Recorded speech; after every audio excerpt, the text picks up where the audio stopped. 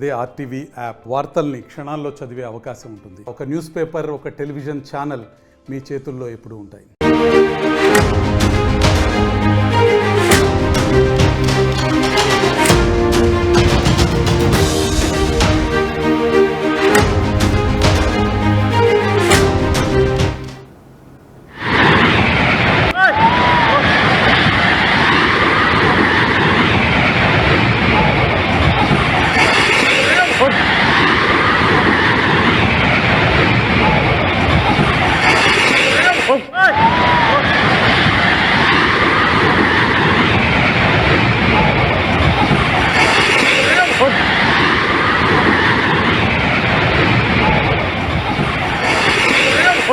మయన్మార్లో భూకంపం తీవ్రం విషాదాన్ని మిగిల్చింది. పెద్ద ఎత్తున ఇప్పటివరకు 200 మందికి పైగా అధికారికంగా మరణించినట్టుగా అటు అధికారులు చెప్తున్నారు.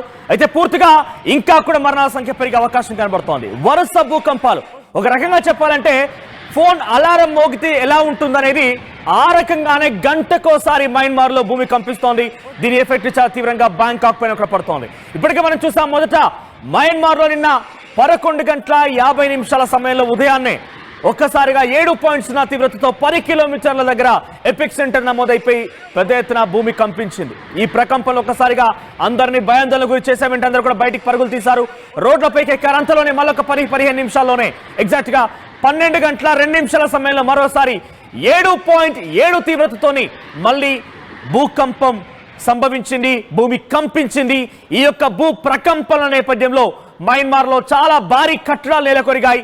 ఏకంగా నిర్మాణాల్సినటువంటి బిల్డింగ్ కుప్పకూలిపోయి దాని కింద సుమారుగా 44 మంది పూర్తిగా సజీవంగా సమాధైపోయారు. ఇంకా మరణాల సంఖ్య పెరిగే అవకాశం ఉంది. ఎత్తైనటువంటి భవనాల మీద నుంచి, ఓవర్ హెడ్ ట్యాంక్స్ నుంచి, స్విమ్మింగ్ పూల్ నుంచి నీళ్ళలా జారిపడడం చూస్తున్నాము. చాలా షాపింగ్ కాంప్లెక్స్లు, ఎయిర్పోర్ట్ దగ్గర నుంచి కూడా చాలా పెద్ద ఎత్తున ఈ ప్రమాదం తాలూకు ఆ విజువల్స్ మనం చూసాం. అయితే దీని ప్రభావం 1293 కిలోమీటర్ల దూరం ఉన్నటువంటి బ్యాంకాక్ పైన కూడా చాలా తీవ్రమైనటువంటి ప్రభావం చూపించింది. బ్యాంకాక్ లో కూడా చాలా ప్రకంపనలు సృష్టించాయి. ఈ ప్రకంపనల నేపథ్యం అందరూ కూడా ఒకసారిగా భయాందోళన చెందిపోయి అక్కడి నుంచి ఉరుగులు పరుగులు పెడితే అందరూ రోడ్లపైకి ఎక్కారు. చాలా మంది టూరిస్టులు ఇది సమ్మర్ కాబట్టి అక్కడికి వెళ్ళిపోయి కొంత రిఫ్రెష్మెంట్ కోసం వెళ్తున్నారు. సో ఆ రిఫ్రెష్మెంట్ నేపథ్యంలో చాలా మంది ఇప్పటికే బ్యాంకాక్ చేరుకున్నారు. అందరూ కూడా ఒకసారిగా భయభ్రాంతులకు లోనైపోయి తిరిగి వెంటనే బ్యాంకాక్ నుంచి మళ్ళీ తిరుగు ప్రయాణం ప్రారంభించేశారు. సో బ్యాంకాక్ పైన చాలా తీవ్ర ప్రభావం చూపించింది. ఈ రెండు దేశాల్లో కూడా, మయన్మార్, బ్యాంకాక్ రెండు చోట్ల కూడా చాలా తీవ్రమైనటువంటి ప్రకంపనలు రేకెత్తిస్తున్నాయి. అయితే అర్ధరాత్రి మరోసారి మయన్మార్ లో మళ్ళీ భూకంపం వచ్చింది. 4.5 తీవ్రతతో ఈసారి మయన్మార్ లో మళ్ళీ భూకంపం సంభవించినట్టు తెలుస్తోంది. సో వరుసగా ఈ భూకంపాలకు సంబంధించి కొంత ఆందోళన కలిగిస్తోంది. సగైన్ ప్రాంతంలో 2 సార్లు 7.7 తీవ్రత, అదే సగైన్ ప్రాంతంలో మయన్మార్ లో భూమి కంపించింది. 10 కిలోమీటర్ల లోతులో ఎపిక్ సెంటర్ భూకంప కేంద్రాన్ని గుర్తించారు. ఆ తర్వాత వెంటనే మళ్ళీ అదే ప్రాంతంలో మళ్ళీ 4.5 తీవ్రతతో మళ్ళీ భూకంపం వచ్చింది. అలారం కొట్టినట్టుగానే గంటకోసారి ఈ భూమి కంపిస్తోంది. మళ్ళీ వెంటనే 4.5 తీవ్రతకు సంబంధించి అది నమోదైనటువంటి వెంటనే అది సుమారుగా రాత్రి 11:20 సమయంలో సంభవిస్తే వెంటనే మళ్ళీ అర్ధరాత్రి 12:20 సమయంలో మరోసారి 4.6 తీవ్రతతో మళ్ళీ భూమి కంపించింది. ఇలా వరుసగా మయన్మార్ ని భూకంపం అతలాకుతలం చేస్తోంది. భూమి కంపించడంతో ఒక్కసారిగా అందరూ భయప్రాంతాలు అవుతున్నారు. అక్కడ విజువల్స్ మీరు చూస్తున్నారు కదా, ఇటువంటి దారుణాలే, ఇటువంటి చాలా డేంజరస్ సినారియో అక్కడ నమోదైంది. ఒకవైపుగా బిల్డింగ్ పూర్తిగా వంగిపోవడం, ఇంకోవైపుగా బిల్డింగ్ పై నుంచి ఆ ఎత్తైనటువంటి హై రైజ్ బిల్డింగ్ నుంచి, మల్టీ ఫ్లోర్ బిల్డింగ్ నుంచి ఆ నీళ్ళ కింద పడిపోవడం, చాలా చోట్ల కూడా వాటర్ ట్యాంక్ లో ఉన్నటువంటి వాటర్ పూర్తిగా కొప్పుకూలిపోవడం, బిల్డింగ్స్ కూలిపోవడం, నిల్చున్న ప్రజలు నిల్చున్నట్టుగానే ఊగిపోవడం. ఒకసారి మీకు కొన్ని మెట్రో దృశ్యాలు కూడా చూపిస్తాను. మెట్రో ప్రయాణిస్తున్న ప్రయాణికులకు ఒకసారిగా ఆ భూమి కంపించడంతో మెట్రో రైలు అలా ఊగుతోంది. అంటే అప్పటికే వెంటనే ఇంకా వరుస భూకంపాలు వచ్చే అవకాశం ఉందని చెప్పి నేషనల్ సెంటర్ ఫర్ సిస్మాలజీ కానివ్వండి, జియోలాజికల్ సర్వే అధికారులు కొంత హెచ్చరికలు జారీ చేయడంతోనే వెంటనే బ్యాంకాక్ ని మొత్తం కూడా ఎమర్జెన్సీగా ప్రకటించారు. ఎమర్జెన్సీ సమావేశాన్ని ఏర్పాటు చేశారు. సో ఈ నేపథ్యంలో ఎక్కడెక్కడ ప్రజారావాన్ని మొత్తం కూడా నిలిపివేశారు. ప్రజెంట్ మనకు లేటెస్ట్ తాజా అప్డేట్ ప్రకారంగా భారతదేశం నుంచి కూడా సహాయార్థం 15 టన్నుల సహాయార్థం కొన్ని మెటీరియల్ వెళ్తున్నాయి. ఇప్పటికే భారతదేశం అంగీకరించింది. గుజరాత్ నుంచి వారిని తరలిస్తున్నారు. ప్రత్యేకమైన ఎయిర్ క్రాఫ్ట్ ద్వారా మయన్మార్ కి ఆ సహాయార్థం చర్యలు మొత్తం కూడా చేపడుతున్నారు. ఒకసారి ఆ దృశ్యాలను చూపిస్తాం. చూడండి, ఇక్కడ అదొక మల్టీ ఫ్లోర్ హై రైజ్ ప్రభుత్వం నుంచి నిర్మించబడినటువంటి బిల్డింగ్. ఆ బిల్డింగ్ ఒక్కసారిగా ఆ భూమి కంపించడంతో అలా కూలిపోయింది, నెల కొరిగిపోయింది. ఆ సమయంలో అందులో 44 మంది చిక్కుకొని ఉన్నారు. 44 మంది కూడా సజీవంగా సమాధైపోయారు. ఇటువంటి దృశ్యాలు అనేకంగా ఉన్నాయి. చాలా చాలా ఇంకా కూడా దారుణమైన సిచ్యువేషన్ ఉంది. ప్రజెంట్ మయన్మార్లో ఇంటర్నెట్ పూర్తిగా స్తంభించిపోయింది. అక్కడ నుంచి కొన్ని విజువల్స్ ఏమైనా బయట రావాలన్నా కూడా చాలా ఆటంకం ఎదుర్కొంటున్నారు. సో కంప్లీట్గా ఎలక్ట్రిసిటీ సప్లై బంద్ అయిపోయింది, వాటర్ సప్లై బంద్ అయిపోయింది. కంప్లీట్గా ఒక రకంగా చెప్పాలంటే మయన్మార్లో ఎమర్జెన్సీ కొనసాగుతుంది. At the same time Bangkok పైన కూడా ఎమర్జెన్సీ ఎఫెక్ట్ చాలా తీవ్రంగా ఉంది. అక్కడికి వెళ్ళిపోయిన వారు ఏం చేయాలో అర్థం కాక దిక్కుతోచక చాలా అనేక ఇక్కట్లు ఎదుర్కొంటున్నారు. ఇప్పటికే చాలా దేశాలు కూడా, జపాన్ సానుభూతి వ్యక్తం చేసింది. చైనా నుంచి కూడా ఇప్పటికే ఆ రెస్క్యూ ఫోర్స్ వెళ్తున్నారు సహాయార్థం చేపట్టేందుకు, రెస్క్యూ ఆపరేషన్ చేపట్టేందుకు. చైనా నుంచి రెస్క్యూ ఫోర్స్ ఆపరేషన్స్ చేపట్టేందుకు అక్కడికి ఇప్పటికే మన్ డిప్లాయ్ అయ్యారు. ఇక ఇండియా నుంచి కూడా 15 టన్నుల మెటీరియల్ వెళ్తోంది. అది స్లీపింగ్ బెడ్స్ కానివ్వండి, టాబ్లెట్స్, యాంటీబయోటిక్స్, రకరకాలుగా సామాగ్రి వెళ్తోంది. ప్రత్యేక ఎయిర్ క్రాఫ్ట్ ద్వారా మయన్మార్ కి వాటన్ని కూడా తరలిస్తున్నారు. మీరు చూడండి, రోడ్లపై ఇలా పరుగులు పెడుతున్నారు ఏంటి అనేది. ఒకసారి దీని తీవ్రత ఎలా ఉంది, 24 గంటలు ఎక్కడెక్కడ ఏ ప్రాంతాల్లో వచ్చిందని మీకు చూపించే ప్రయత్నం చేస్తా. మరొక బ్రేకింగ్ అప్డేట్ అంతోంది. ఆఫ్ఘనిస్తాన్ లో కూడా భూమి కంపించింది. ఆఫ్ఘనిస్తాన్ లో 4.5 తీవ్రతతో లేటెస్ట్ గా ఇప్పుడే కొన్ని నిమిషాల క్రితమే ఆఫ్ఘనిస్తాన్ లో కూడా భూమి కంపించింది. ఆఫ్ఘనిస్తాన్ లో కూడా సుమారుగా 4.2 తీవ్రతతో 25 కిలోమీటర్ల లోతులో ఈ ఎపిక్ సెంటర్ నమోదైంది, భూకంప కేంద్రం నమోదైంది. సో బదఖ్షాన్, ఆఫ్ఘనిస్తాన్ బదఖ్షాన్ అనేటువంటి ప్రాంతంలో ఈ భూకంపం నమోదైంది. ఎగ్జాక్ట్ గా ఈ రోజు ఉదయాన్నే ఈ భూకంపం కొన్ని నిమిషాల వ్యవధిలోనే, కొన్ని నిమిషాల క్రితమే ఈ భూకంపం నమోదైనట్టు తెలుస్తోంది. భూకంప కేంద్రాన్ని 25 కిలోమీటర్ దూరంలో గుర్తించారు. సో ఎగ్జాక్ట్ గా ఈ 24 అవర్స్ లో ఎక్కడెక్కడ ఏ రకంగా భూకంపం నమోదైంది మీకు చెప్పించే ప్రయత్నం చేస్తాను నేను. 3.1 మ్యాగ్నిట్యూడ్ తో అలస్కా ప్రాంతంలో నమోదైంది 24 గంటల్లోనే. తర్వాత 4.2 మ్యాగ్నిట్యూడ్ తో ఆఫ్ఘనిస్తాన్ లో కొన్ని నిమిషాల క్రితమే. ఇక 6.6 తీవ్రతతో అట్లాంటిక్ రిడ్జ్ లో, సెంట్రల్ మిడ్ లో కూడా ఈ భూకంపం నమోదైంది. మీరు చూస్తున్న విజువల్స్ ఉన్నాయి కదా, ఇది మయన్మార్ ఎయిర్పోర్ట్ దగ్గర, సారీ బ్యాంకాక్ ఎయిర్పోర్ట్ దగ్గర. ఇది బ్యాంకాక్ ఎయిర్పోర్ట్ దగ్గర ఒక్కసారిగా ఆ భూమి కంపించడంతో పైనటువంటి ఆ టెర్మినల్ సంబంధించి ఆ శిథిలాలు మొత్తం కూడా కింద పడిపోయాయి. అక్కడ ఉన్నటువంటి ప్రజలు ఒక్కసారి చూడండి, ఆ టర్మినల్ మొత్తం కూడా కుప్పకూలిపై పడిపోతుంటే ఒక్కసారిగా పరుగులు పెడుతున్నారు. ఇక రైట్ సైడ్ విజువల్ మీకు కనబడుతుంది. చైనా నుంచి మెన్ డిప్లాయ్ అవుతున్నారు. రెస్క్యూ ఆపరేషన్స్ చేపట్టేందుకు చైనా నుంచి ఇప్పటికే మయన్మార్, బ్యాంకాక్ లాంటి ప్రాంతాలకు చేరుకున్నారు. అక్కడ రెస్క్యూ ఆపరేషన్స్ చేపట్టేందుకు వారిని కూడా అక్కడికి చేరుకున్నారు. సో చాలా డేంజరస్ సినారియో కొనసాగుతుంది. కనీసం అక్కడ వాటర్ సప్లై లేదు, ఎలక్ట్రిసిటీ సప్లై నిలిచిపోయింది, ఇంటర్నెట్ సప్లై లేదు. పూర్తిగా ఒక ఎమర్జెన్సీని తలపిస్తోంది మయన్మార్, బ్యాంకాక్ దేశాలన్నీ కూడా. ఇక మరోవైపుకి ఒకసారి కంటిన్యూ చేస్తాను మళ్ళీ ఎక్కడెక్కడ ఈ ఎర్త్క్వేక్స్ వచ్చాయనేది. 4.3 మ్యాగ్నిట్యూడ్ తో నార్థన్ మెరీనా ఐలాండ్స్ లో కూడా ఇది నమోదైంది, పగా రీజియన్ లో. ఇక 4.5 మ్యాగ్నిట్యూడ్ తో మయన్మార్ లోని అర్ధరాత్రి 11:20 మళ్ళీ వెంటనే 12 గంటల 26 నిమిషాలకి మయన్మార్ లో నమోదైంది. ఆ తర్వాత కజకిస్తాన్ లో కూడా 5.0 మ్యాగ్నిట్యూడ్ తో ఎర్త్క్వేక్ నమోదైంది. ఒకసారి మీకు క్లియర్ గా నేను మ్యాప్ లో చూపించే ప్రయత్నం చేస్తాను. ఎక్కడెక్కడ భూకంపాలు వస్తున్నాయి, దీని ప్రభావం ఎలా ఉంటుందని, ఎలా ట్రావెల్ అవుతుంది అనేది నేను చూపించే ప్రయత్నం చేస్తాను. ఒకసారి ఆ మ్యాప్ ఇక్కడ చూడండి. ఫస్ట్లీ మనం మాట్లాడుకుంటున్నాం ఇది మయన్మార్.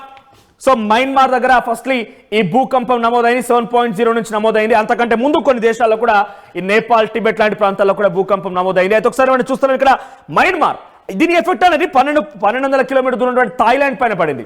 సరే మీకు కనబడుతుంది కదా, మయన్మార్ నుంచి థాయిలాండ్ పైన ప్రభావం పడింది. ఆ తర్వాత బంగ్లాదేశ్ ఢాకాలో కూడా మధ్యాహ్నం సుమారుగా 12 గంటల ప్రాంతంలో 4.5 నుంచి సుమారుగా 6 ఆ తీవ్రతతో భూకంపం నమోదైంది. ఆ తర్వాత వెంటనే 2 రోజుల క్రితం నేపాల్లో ఇది నమోదైంది. అయితే ఇక్కడ మయన్మార్, బంగ్లాదేశ్ వీటి ప్రభావం ఈశాన్య రాష్ట్రాలైనటువంటి భారతదేశం కూడా పక్కనే కనిపించాయి. ఉత్తరాఖండ్ చమోలీలో భూకంపం నమోదైంది. అంత పెద్ద ఎత్తున ప్రమాదం అంటే అంతటి స్థాయిలో, ఊహించని స్థాయిలో ప్రమాదం ఏం జరగకపోయినా కూడా భూకంపం అయితే నమోదైంది. మేఘాలయలో నమోదైంది, మయన్మార్లో నమోదైంది, ఈశాన్య రాష్ట్రమైనటువంటి అరుణాచల్ ప్రదేశ్లో నమోదైంది. 2 రోజుల వ్యవధిలో ఇవన్నీ భూకంపాలు నమోదవుతున్నాయి. తర్వాత ఇప్పుడు ఏకంగా ఆఫ్ఘనిస్తాన్ లో కూడా ఈ భూకంపం నమోదైంది. ఆఫ్ఘనిస్తాన్ లో కూడా ఈ భూకంపం నమోదైంది 4.5 తీవ్రతతో లేటెస్ట్ 2 నిమిషాల క్రితమే. ఆఫ్ఘనిస్తాన్ అటు ఢిల్లీ పైన ఎఫెక్ట్ చూపించింది, నేపాల్, ఈశాన్య రాష్ట్రమైనటువంటి అరుణాచల్ ప్రదేశ్, ఉత్తరాఖండ్, ఆ తర్వాత మయన్మార్, మేఘాలయ, తర్వాత చైనా ప్రావిన్స్ లో కూడా భూకంపం నమోదైంది. మయన్మార్ లో భూకంపం నమోదైంది, థాయిలాండ్ లో భూకంపం నమోదైంది, మధ్యలో బంగ్లాదేశ్ లో. సో ఇక్కడ మీరు ఈ మ్యాప్ లో ఈ రెడ్ కలర్ కనిపించినంతా కూడా ఒక రకంగా ఇప్పుడు రెడ్ జోన్, అంటే ఎక్కడెక్కడ భూకంపాలు నమోదయ్యాయి, దాని ప్రభావం ఎలా ట్రావెల్ అవుతూ వస్తుంది అనే దానికి ఒక నిదర్శనం అంతా కూడా. ఇవి చూస్తుంటే ఇవన్నీ కూడా తీర ప్రాంతాలే. సో ఇవన్నీ కూడా కంప్లీట్ తీర ప్రాంతాలు. ఈ మ్యాప్ లో మీరు గమనించండి ఒకసారి. ఆఫ్ఘనిస్తాన్ లో ఇప్పుడు లేటెస్ట్ గా నమోదైంది, తర్వాత నేపాల్, బంగ్లాదేశ్, ఢిల్లీ ఎన్సీఆర్ లో, మేఘాలయ, మణిపూర్, బంగ్లాదేశ్, మయన్మార్, థాయిలాండ్ ఈ ప్రాంతాల్లో భూకంపం నమోదైంది. దానికి సంబంధించి ఇదంతా కూడా ఒక రకంగా చెప్పాలంటే రెడ్ జోన్ గా ఉంది. అంటే ఇప్పుడు భూకంపం వరుసగా నమోదవుతున్న క్రమంలో రెడ్ జోన్ గా ఉంది. అంటే మనం ఇదంతా కూడా ఒక మ్యాపింగ్ మనం చేస్తూ వెళ్తే ఈ రకంగా మ్యాపింగ్ కనబడుతోంది. మరి దీని ప్రభావం ఎలా ఉంటుంది?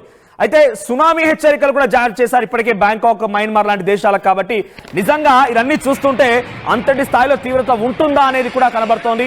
డెఫినెట్ గా సహాయక చర్యల కోసం ఎంత శ్రమించినా ఏం జరిగినా కూడా నెక్స్ట్ ప్రకృతి వైపరీత్యాన్ని, ప్రకృతికి సంబంధించినటువంటి ఆ డేంజరస్ సినారియో కూడా అంచనా వేయాలి. కాబట్టి ఈ మ్యాపింగ్ ప్రకారంగా మనకి ఎక్కడ చూసినా కూడా అన్ని కూడా తీర ప్రాంతాలు, థాయిలాండ్, మయన్మార్, బంగ్లాదేశ్, తర్వాత ఈశాన్య రాష్ట్రాలు కానివ్వండి, ఆ తర్వాత ఆఫ్ఘనిస్తాన్, ఇవన్నీ కూడా పూర్తిగా తీర ప్రాంతాలు. సో ఈ భూకంపం కాస్త సునామీ వరకు వెళ్తే పరిస్థితి ఏంటి, ఎలా ఉండబోతోంది? ఏకంగా చాలా పెద్ద ప్రమాదమే కాదు, కొన్ని వేల సంఖ్య, లక్షల సంఖ్యలో ప్రాణాలు కోల్పోయే అవకాశం ఉంటుంది. మరి ఇలా వరుస భూకంపాలకు తాటికి ప్రపంచ, ముఖ్యంగా సౌత్ ఏషియాకు సంబంధించినటువంటి ఈ కంట్రీస్ అన్ని కూడా కొంత ఇబ్బందులు పడుతూ ఉన్నాయి. మనం చూస్తున్నాం ఎక్కడెక్కడ ఏ రకంగా ఉందనేది. మరి ఏషియన్ కంట్రీస్లో ఇంతటి స్థాయిలో భూకంపాలు సంభవించి ఇంతటి ప్రమాదాన్ని చవి చూస్తుంటే ఏం జరగబోతుందని తెలుసుకుంటేనే కొంత ఆసక్తి రేపుతోంది. ప్రకృతి ఎంతటి దారుణానికి ఒడిగడుతుందని తెలుసుకుంటే ఆసక్తిగా కొంత భయాందోళనగా కన్నా వ్యక్తమవుతోంది. మనం చూడొచ్చు ఆర్టీవీ స్క్రీన్ పైన దృశ్యాలు చూడండి. ఒక హై రైజ్ బిల్డింగ్ కుప్పకూలిపోయిన నేపథ్యంలో సహాయక చర్యలు చేపడుతున్నటువంటి ఆ సిబ్బంది దృశ్యాలు మనం చూస్తున్నాం. ఒకసారిగా భూమి కంపించడంతో వరుసగా, నేను చెప్తున్నాను కదా, 12:50 ఒకసారి, 12 గంటలకు ఒకసారి, మధ్యాహ్నం సమయంలో, ఆ తర్వాత 2:30కు ఒకసారి, 3 సార్లు సంభవించింది. తర్వాత అర్ధరాత్రి 2 సార్లు, ఇలా వరుసగా అలారం కొట్టినట్టుగానే మయన్మార్లో భూమి కంపిస్తోంది. ఆ తర్వాత వెంటనే ఇప్పుడు నిమిషాల క్రితం ఆఫ్ఘనిస్తాన్ నమోదైంది. ఈ వరుస భూకంపాలు కొంత ఆందోళన కలిగిస్తున్నాయి, చాలా భయాందోళనకు లోనవుతున్న పరిస్థితి కనబడుతోంది. మరి ఈ వరుస భూకంపాలు ఎక్కడికి దారితీస్తాయని తలుచుకుంటేనే కొంత భయాందోళన చెందాల్సిన పరిస్థితి నెలకొంది. చూద్దాం మరి ఏం జరుగుతుందో. ఒకసారి మీరు విజువల్ చూడండి. చాలా పెద్ద ఎత్తున ఆ బిల్డింగ్స్ కుప్పకూలిపోతున్న దృశ్యాలను చూడండి.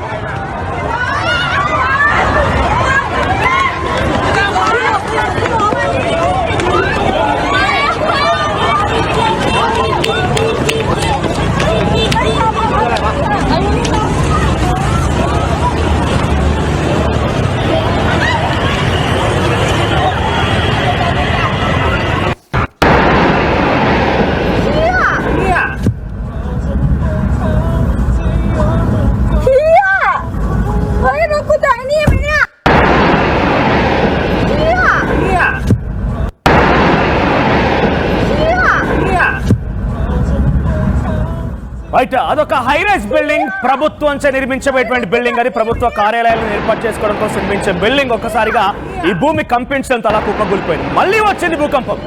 మయన్మార్లో మళ్ళీ భూకంపం నమోదైంది. మయన్మార్లో ఈ సమయంలో కూడా 4.5 తీవ్రతతో మళ్ళీ భూకంపం సంభవించిన అర్ధరాత్రి 2 సార్లు 12:26 4.5 తీవ్రతతో నమోదైతే మళ్ళీ 12:25 మళ్ళీ సుమారుగా 4.6 తీవ్రతతో మరోసారి మయన్మార్లో భూకంపం సంభవించింది. అయితే దీని ప్రభావం బ్యాంకాక్ పైన కూడా చాలా తీవ్రంగా ఉంది. బ్యాంకాక్, మయన్మార్ 2 దేశాలకు అట్టుడికిపోతున్నాయి.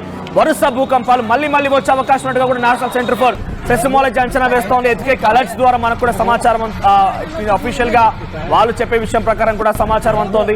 ఏదేమైనా వరుస భూకంపాలు కొంత ఆందోళన కలిగిస్తున్నాయి. మరి దీని ప్రభావం ఎలా ఉంటుంది? సునామీ వరకు నిజంగా కనుక గతంలో మనం చూస్తే థాయిలాండ్ లో కూడా ఈ రకంగానే భూకంపాలు సంభవించి ఒకసారిగా సునామీ ఏర్పడింది. ఆ తర్వాత మరోసారి కూడా శ్రీలంక, తమిళనాడు ప్రాంతాల్లో కూడా సునామీ హెచ్చరికలు జారీ అనుకున్నట్టుగానే సునామీ సంభవించింది. దాని నేపథ్యంలో కొన్ని వేల ప్రాణాలు కోల్పోవాల్సి వచ్చింది. కొన్ని వేల ప్రాణాలు పూర్తిగా అలా గాల్లో కలిసిపోయి ఇప్పుడు కూడా అదే పరిస్థితి కనుక తలెత్తే నిజంగా ఇన్ని దేశాలు, అటు ఆఫ్ఘనిస్తాన్, ఆ తర్వాత నేపాల్, బంగ్లాదేశ్, మయన్మార్, థాయిలాండ్, ఈశాన్య రాష్ట్రం భారతదేశంలో ఇంత పెను ప్రభావం చూపిస్తుందంటే ఎలా ఉండబోతుంది అనేది కొంత ఆసక్తి రేపుతుంది. ఒకసారి మనం ఇక్కడ మ్యాప్ లో చూడండి.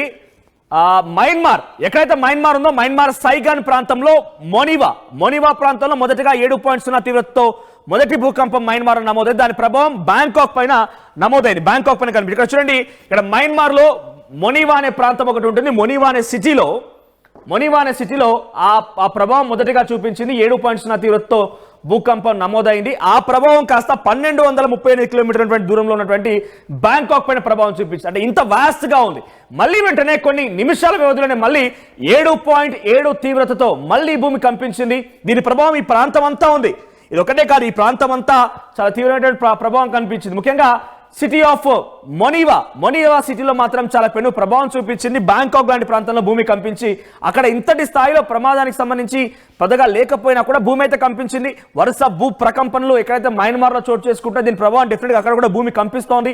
ఈ వరుసగా భూ ప్రకంపనలన్నీ కూడా ఈ ప్రాంతాన్ని మొత్తం కూడా అట్టుడికిస్తున్నాయి. సో బ్యాంకాక్ లో ఇప్పటివరకు అఫీషియల్ గా అధికారులు విడుదల చేసినటువంటి వివరాల ప్రకారంగా 24 మంది మరణించినట్టు తెలుస్తోంది. కానీ ఆ సంఖ్య ఇంకా అనధికారికంగా చాలానే ఉండే అవకాశం ఉంది. ఇక మయన్మార్ విషయానికి వస్తే మయన్మార్లో ఇప్పటివరకు సుమారుగా 150 నుంచి 160 మంది మరణించినట్టుగా అధికారికంగా లెక్కలు చెప్తున్నాయి. ఈ రెండు దేశాలకు కలిపి ఇప్పటివరకు సుమారుగా 200 నుంచి 250 మంది మరణించి ఉంటారనేది అధికారిక లెక్కలే చెప్తున్నాయి. ఇంకా అనధికారికంగా ఎంతమంది ఇబ్బంది పడి ఉంటారు, ఎంతమంది తీవ్రంగా గాయాలై ఉంటాయి, ఎంతమంది తమ ఆస్తులు కోల్పోయి ఉంటారు, ఇలా ఇంకా కూడా అఫీషియల్ గా ఇన్ఫర్మేషన్ రావాల్సి ఉంది. కానీ ప్రజెంట్ ఈ రెండు దేశాల్లో కూడా ముఖ్యంగా మయన్మార్లో అయితే పూర్తిగా అంతా పూర్తిగా ఒక ఎమర్జెన్సీ తలపిస్తోంది. ఇంటర్నెట్ కనెక్షన్ బంద్, ఎలక్ట్రిసిటీ సప్లై బంద్, కనీసం తినడానికి తిండి లేదు, తాగడానికి నీళ్లు కూడా లేవు. అటువంటి దారుణమైనటువంటి పరిస్థితుల్లో మయన్మార్ దేశం అయితే ఉంది. ఇక బ్యాంకాక్ పైన కూడా అదే స్థాయిలో ఎఫెక్ట్ చూపిస్తోంది. బ్యాంకాక్ లో కూడా ఎమర్జెన్సీ తలపిస్తోంది. అయితే ముఖ్యంగా మయన్మార్ కి సహాయార్థం ఇప్పుడే భారతదేశం నుంచి ప్రత్యేక ఎయిర్ క్రాఫ్ట్ ద్వారా 15 టన్నుల సామాగ్రి వెళ్తోంది. 15 టన్నుల రా మెటీరియల్స్ వెళ్తున్నాయి. దాంట్లో మెటీరియల్స్ తినడానికి తిండి, తాగడానికి నీరు, మెటీరియల్స్, ఇతరత్ర స్లీపింగ్ బెడ్స్, ఇవన్నీ కూడా వెళ్తున్నాయి. ప్రజెంట్ సహాయార్థం భారతదేశం నుంచే కాదు, అటు జపాన్ నుంచి కూడా కొంత సహాయార్థం వస్తోంది. చైనా నుంచి కూడా సహాయం చేస్తున్నారు. చైనా నుంచి మ్యాన్ పవర్ వెళ్తోంది. మ్యాన్ పవర్ రెస్క్యూ ఆపరేషన్స్ చేపట్టేందుకు వెళ్తోంది. ఇలా వరుసగా చుట్టూ ఉన్నటువంటి దేశాలు కొంత సహాయార్థం పంపిస్తున్నప్పటికీ మయన్మార్లో ఇంకా భూకంపం తీవ్రత ఇంకా పెరిగే అవకాశం అని, మళ్ళీ భూమి కంపించొచ్చనే ఆలోచన కనబడుతుంది. చూద్దాం మరి ఏం జరుగుతుందో. మయన్మార్లో మళ్ళీ భూకంపం వస్తే ఈసారి డెఫినెట్ గా అంతా పూర్తిగా కూడా అదొక శ్మశానమయ్యే అవకాశం, ఇప్పటికే దాదాపుగా శ్మశానాన్ని తలపిస్తోంది. ఇంకా కనుక మళ్ళీ భూకంపాలు వరుసగా వస్తున్నాయి కాబట్టి మళ్ళీ కనుక భూకంపం వస్తే ఇంకా ఈ ప్రమాదం పెరగొచ్చు. ఆఫ్ఘనిస్తాన్ లో వచ్చింది, ఇక నెక్స్ట్ ఏంటి? నిమిషాల క్రితమే ఆఫ్ఘనిస్తాన్ లో కూడా నమోదైన నేపథ్యంలో ఇంకా నెక్స్ట్ ఏంటి, ఎలా రాబోతున్నాయి భూకంపాలు సంభవించే తీరు, అంతా కూడా కొంత అందరినీ ఆందోళన పరుస్తోంది, అందరూ కూడా భయాందోళన గురి చేస్తోంది. మీరు చూడండి రోడ్లపైకి జనం ఎలా వస్తున్నారు, భయపడిపోయి ప్రాణాల చేతులు పెట్టుకొని ఒకసారిగా రోడ్లపై కొన్ని లక్షల మంది జనం మొత్తం కూడా రోడ్లపైనే ఉన్నారు. ఎందుకంటే ఆ బిల్డింగ్స్ లో ఉంటే కనుక బిల్డింగ్స్ అలా బారిపోతున్నాయి, వంగిపోతున్నాయి, కుప్పకూలిపోతున్నాయి. కాబట్టి వాటి మధ్యలో ఉండిపోయి ఆ శిథిలాల కింద పడిపోయి ప్రాణాలు కోల్పోయేదానికంటే కూడా రోడ్లపైకి వచ్చిందామన్నట్టుగా రోడ్లపైకి వచ్చేస్తున్నారు. ఇటు బ్యాంకాక్ కానీ మయన్మార్ కానీ ఇరు ప్రభుత్వాలు కూడా ప్రజలెవరు ఇళ్లలో ఉండకూడదు, రోడ్లపైనే ఉండనట్టు కూడా అధికారికంగా చెప్తున్నాయి. అంటే ప్రమాదం ఎలా ఉందని అర్థం చేసుకోవాలి. ఒకసారి ఇలా దృశ్యాలను చూడండి. 不是给俺买的吗？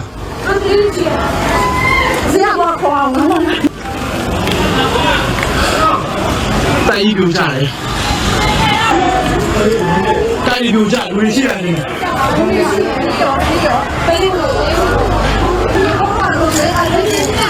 不是给俺买的吗？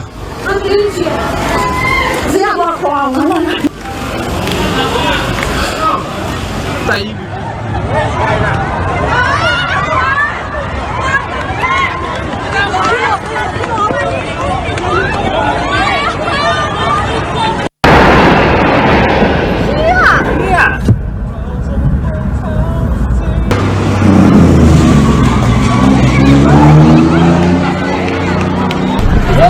Tại thấy tại ủa nó chỉ vui ngay đi tại này mua tại thấy tại ủa nó chỉ vui ngay đi tại này mua tại thấy tại ủa nó chỉ vui ngay đi tại này mua tại